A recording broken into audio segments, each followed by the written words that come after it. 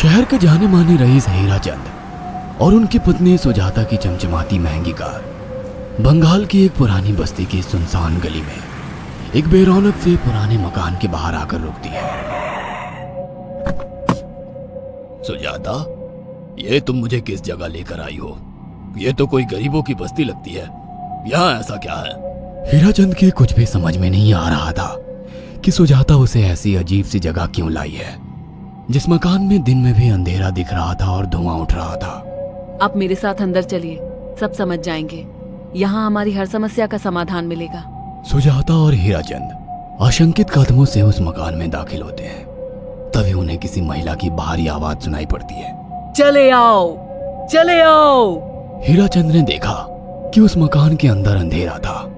अचानक हीराचंद की निगाह एक कमरे की ओर पड़ी, जिसके अंदर हल्की हल्की सी रोशनी आ रही थी और उस कमरे के अंदर से धुआं उठ रहा था। शायद उस कमरे के अंदर आग जल रही थी। ये किसकी आवाज है? यहाँ इतना अंधेरा क्यों है और ये धुआं कैसे उठ रहा है? मेरा तो यहाँ दम घुट रहा है। सुजाता और हीराचंद धीरे धीरे कदमों से उस कमरे के अंदर चले गए। अंदर वाले कमरे में बिखरे बाल वाली एक खूबसूरत सी बूढ़ी औरत सामने जल रही आग में एक मुर्गी की गर्दन काटकर उसका खून गिरा रही थी और मुर्गी का शरीर छटपटा रहा था। ये देखकर सुजाता को उबकाई आने लगी। हीराचंद ने सुजाता की ओर देखकर कहा, तुम ही मुझे यहाँ लेकर आई हो और खुद ही घबरा रही हो। कौन है ये भयानक सी शक्ल वाली औरत और हम यहाँ क्यों आए हैं? अचानक उस औरत ने एक झटके में मुर्गे की गर्दन धड़ से अलग कर दी। ये देखकर सुजाता के मुंह से चीख निकल गई और सेठ हीराचंद भी सहम गया। वो बहुत डरावना नजारा था। ये अघोरा ताई हैं। ये हमें अपनी काली तंत्र विद्या से संतान सुख प्रदान कर सकती हैं। इसलिए मैं आपको यहाँ लेकर आई हूँ। कैसी बात करती हो? जहाँ बड़े से बड़े डॉक्टर सफल नहीं हुए, वहाँ ये मामूली औरत क्या कर लेगी? हीराचंद की बात सुनकर अघोरी ताई ने गुस्से से हीराचंद की ओर देखकर कहा, नादान हीराचंद, काली विद्या में इतनी शक्ति है कि मरे को भी जिंदा कर दे। संतान पैदा कराना कौन सा मुश्किल है? तुम्हें मेरा नाम कैसे पता? क्या तुम सच में हमें संतान सुख दिला सकती हो? तुम जितनी दौलत मांगोगी मिल जाएगी, अगर ये संभव है तो। संतान का नाम सुनते ही हीराचंद की आंखों में चमक आ गई। वह संतान के लिए कुछ भी कर सकता था। तुम लोगों को मुझे एक नवजात शिशु लाकर देना होगा। मैं उस शिशु की बलि चढ़ा दूंगी और फिर वही शिशु तुम्हारे घर में फिर से जन्म लेगा। नवजात शिशु की बलि का नाम सुनते ही सुजाता और हरिचंद डर के मारे सिहर गए, पर उनकी आंखों में उनकी संतान का सपना ज्यादा बड़ा था। वो सब करने को तैयार थे। अघोरा ताई, आप जैसा कहेंगे हम वैसा करेंगे। बस हमें संतान सुख दिला दो।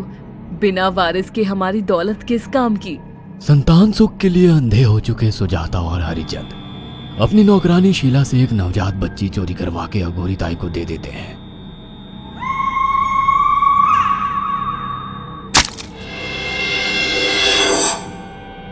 उस शिशु की बलि से सुजाता गर्भवती हो जाती है। देखा आपने अघोरा की तंत्र शक्ति? मुझे उस पर पूरा भरोसा था। चलो चलकर उन्हें धन्यवाद कहते हैं। हीराचंद और सुजाता अघोरा ताई के पास पहुंचते हैं। वो दोनों बहुत खुश थे और अघोरा पर उन्हें अंधविश्वास हो गया था। अघोरा ताई, आप महान तंत्रिका है। आपने वो चमत्कार कर दिखाया जो बड़े बड़े डॉक्टर नहीं कर सके। ये काली विद्या है बेटा। अगर तुम दोनों चाहो तो मैं इस विद्या से तुम दोनों को हमेशा के लिए जवान बना सकती हूँ। क्या सच में ऐसा संभव है? हाँ बिल्कुल, पर इसके लिए तुम्हें जवान लड़के और लड़कियों की बलि चढ़ानी होगी। तुम उन्हें यहाँ तक लाओ, बाकी मैं देख लूंगी। जवान रहने की लालच में अंधे सुजाता और हरिचंद एक अनाथ आश्रमों से हर रोज एक लड़की या लड़के को गोद लेने के बहाने अघोरी के पास बलि चढ़ाने ले जाने लगे। और एक दिन अघोरी ताई ने हीराचंद और सुजाता से इंसानी मांस खाने को कहा।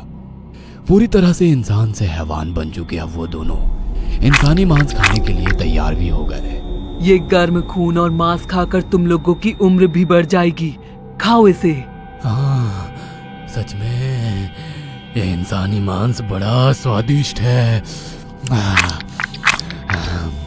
अघोरा ने अपनी बातों में फंसाकर सुजाता और हरिचंद को नरभक्षी बना दिया था। वो तीनों हर दिन बलि चढ़ाकर खून पीकर मांस खाने लगे। नौकरानी शीला भी नए शिकार लाने में उनकी मदद करती थी, मगर एक दिन शीला को शिकार नहीं मिला। मेम साहब, आज एक भी शिकार हाथ नहीं लगा और मैं बहुत थक गई हूँ और घर जाकर थोड़ा आराम करना चाहती हूँ। कोई बात नहीं शीला, एक छोटा सा काम है, तुम हमारे साथ चलो, लौटते में हम तुम्हें घर छोड़ देंगे। जी मेम साहब। शीला नहीं जानती थी कि शिकार नहीं मिलने से सुजाता और हरिचंद अंदर से बौखला गए थे और उनके दिमाग में एक शैतानी चाल चल रही थी। सुजाता, ये बेहोशी की दवा है। शीला के कार में बैठते ही तुम उसे सुंघा देना। आज हमें इसी की बलि देनी होगी। इसने हमारे यहाँ का बहुत खाना खाया, अब हम लोग इसे खाएंगे। वैसे भी ये आगे चल के हमारे लिए खतरा बन सकती थी। कार में बैठते ही सुजाता शीला को बेहोश कर देती है और वो लोग सीधे अघोरी ताई के यहाँ पहुंच जाते हैं, जहाँ अघोरी ताई शीला की बलि चढ़ा देती है और तीनों मिलकर उसे नोच कर खाते हैं।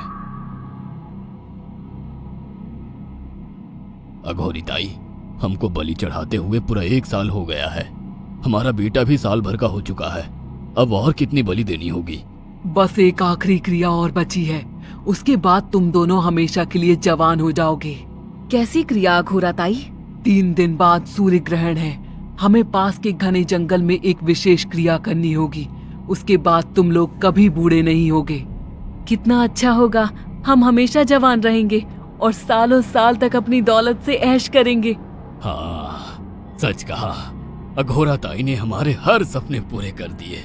3 दिन बाद बंगाल के बियाबान जंगल में कोहरे और ओस से भीगे पेड़ों के बीच एक घने बरगद की बेलों पर कटे इंसानी सिर लटक रहे थे, जिसमें से खून टपक रहा था।